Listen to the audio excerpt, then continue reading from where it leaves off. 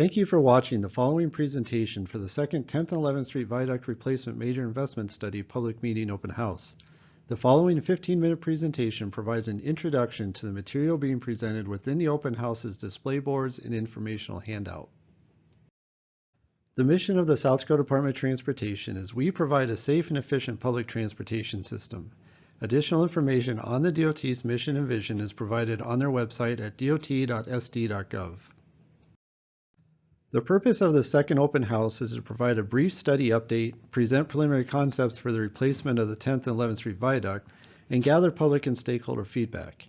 This meeting serves as an interim check-in and opportunity to provide a mid-study review and conversation on the preliminary concepts developed to date. The study website is located at www.1011viaductstudy.com. Everything being presented at this open house is available on the study website, which includes the informational handout, display boards, a recording of this presentation, a short survey related to the preliminary concepts, and the opportunity to submit comments or questions to the study team. As lead agency of the study, the South Dakota Department of Transportation organized a study advisory team to provide feedback and guidance at key study milestones. This study advisory team is made up of representatives from the DOT, the City of Sioux Falls MPO, and Federal Highway Administration. The study area includes the 10th and 11th Street corridor between Minnesota Avenue and Cliff Avenue, with a focus on the viaduct structures between 2nd Avenue and Franklin Avenue. The study area also extends north to 8th Street and south to 14th Street. The westbound 10th Street Viaduct Bridge was constructed in 1930, is the oldest of the three structures, and extends approximately 884 feet. Just to the west, the 10th Street Big Sioux River Bridge was constructed in 1934. The eastbound 11th Street Bridge was constructed in 1971 and is the longest of the three at 1,578 feet. While jurisdiction of the South Dakota Highway 42 was turned over to the City of Sioux Falls within city limits in 2006, the DOT is still responsible for the cost of replacing these viaduct structures. Following replacement, the bridges will be the responsibility of the City of Sioux Falls moving forward. The primary objective of this study is to identify and evaluate concepts to replace the 10th and 11th Street Viaduct bridges and determine recommendations. Supporting objectives include identifying transportation issues and needs for the 10th and 11th Street corridor, developing feasible solutions, engaging the public and stakeholders, and ultimately creating final products to guide implementation of the recommended improvements. The viaduct replacement study includes 3 phases and will last approximately 18 months.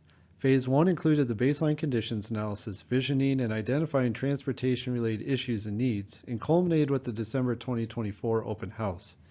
We are currently in Phase 2, which consists of developing preliminary viaduct replacement concepts and exploring potential bridge elements, both of which are being presented here as part of this open house.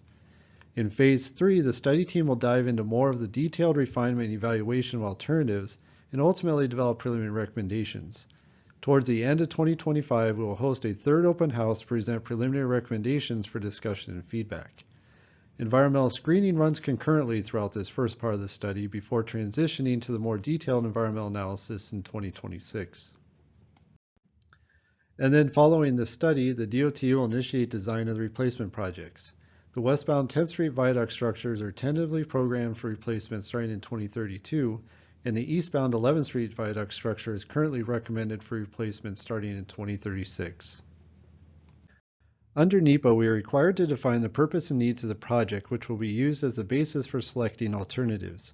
The purpose explains the problem that is to be solved by the project, while the need elements include the data that substantiates that problem.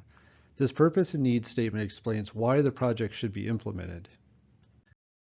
The project purpose is to address the deteriorating condition, increasing maintenance costs of the 10th and 11th Street structures while accommodating east-west traffic over the Big Sioux River and BNSF Railroad. The project will consider the City of Sioux Falls and Sioux Falls MPO's transportation plans for the area.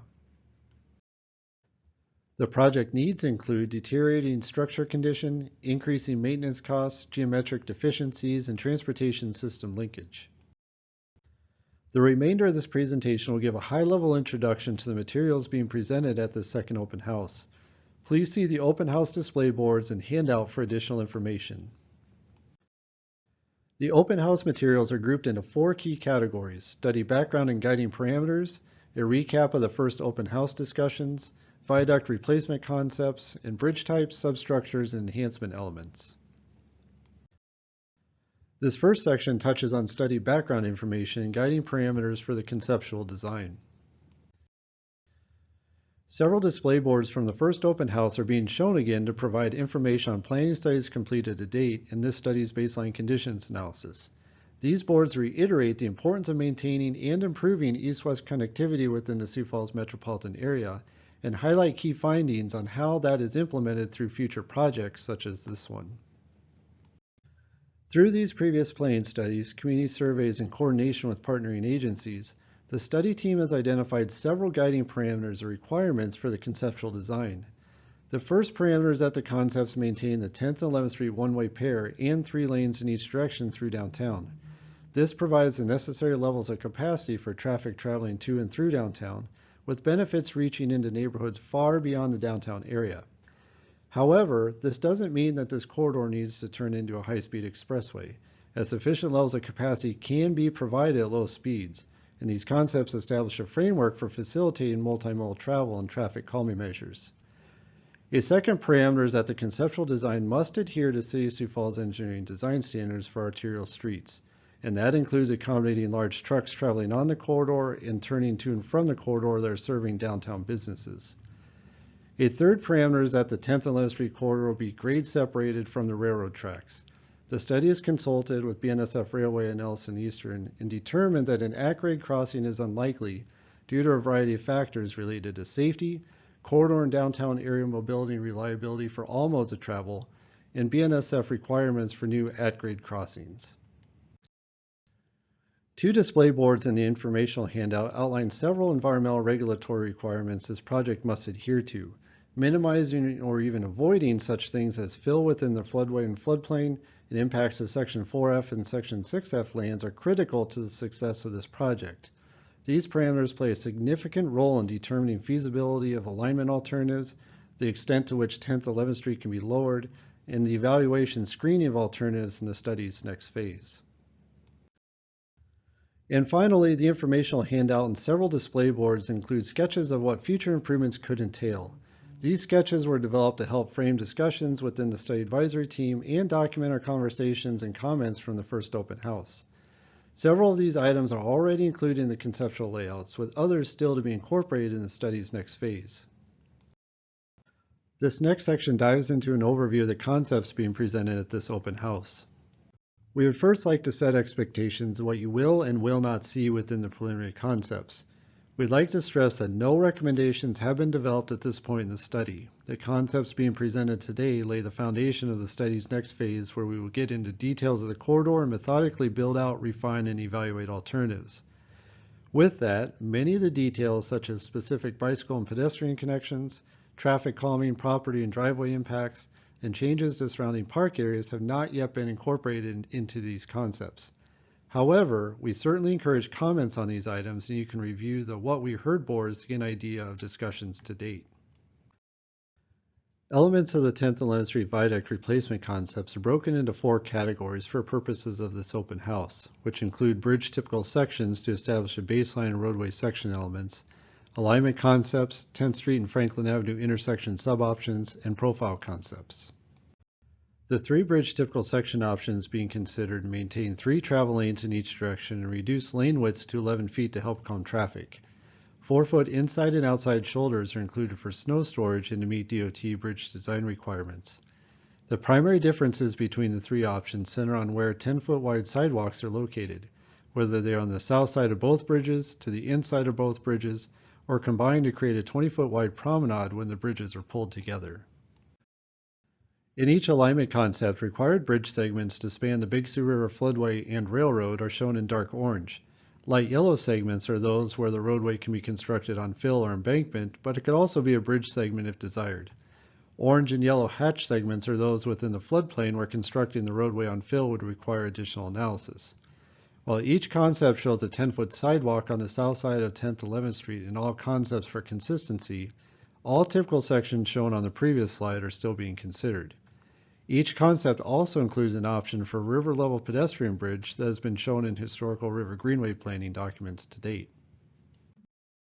The first alignment concept follows the existing alignment and essentially replaces the viaduct in its same location, as shown in the figure on this slide. The inside offset concept also follows the existing alignment, but the new bridges and roadway segments are offset to the inside of the existing viaduct in order to construct as much of the new bridges and roadway offline as possible. The middle alignment concept brings 10th and 11th Streets together across the railroad tracks and then splits before crossing the Big Sioux River and tying into 2nd Avenue.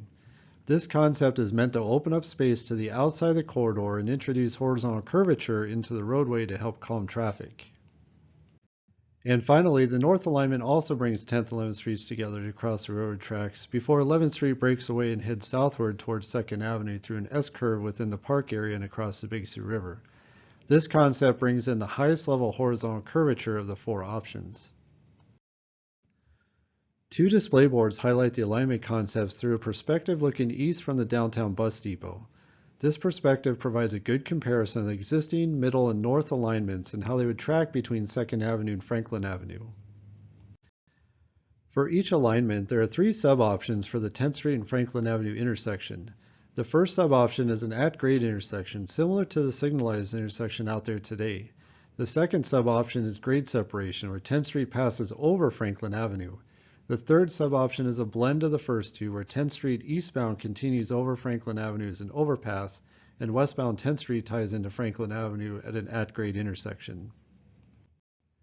A display board with perspective looking north along Franklin Avenue gives an idea of what a 10th Street overpass over Franklin Avenue would entail, particularly with respect to the length and height of the bridge structure in comparison to the at-grade intersection.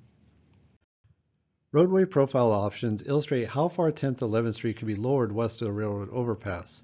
Each profile shows the new roadway in red, along with the existing viaduct in green and existing ground.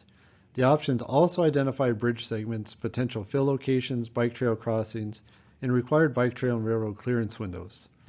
Two profile options are shown in the open house, one that lowers 10th and 11th Streets by 10 to 15 feet west of the railroad overpass, and a second option that lowers the roadways an additional 5 to 10 feet but requires relocation of two existing bike trail crossings.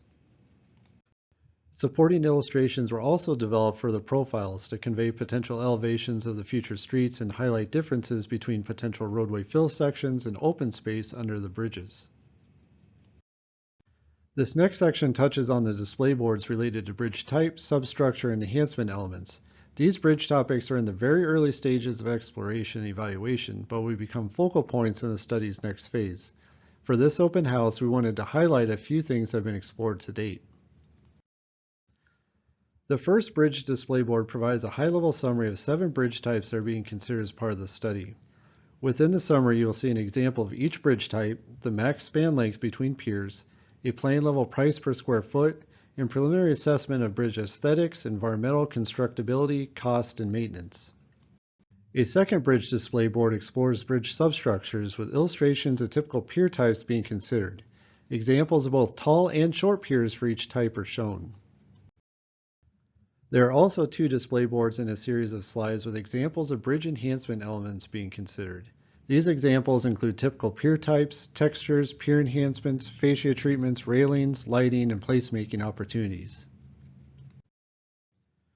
And finally, before concluding the presentation, we'd like to emphasize that we are looking for your feedback and input to aid the study team in the continued build-out, refinement, and evaluation of alternatives as part of the study's next phase. There are several methods to provide feedback, including submitting a comment card during or after the public meeting open house, completing the short 5-question preliminary concept survey, or submitting comments through the study website or directly to one of the study contacts.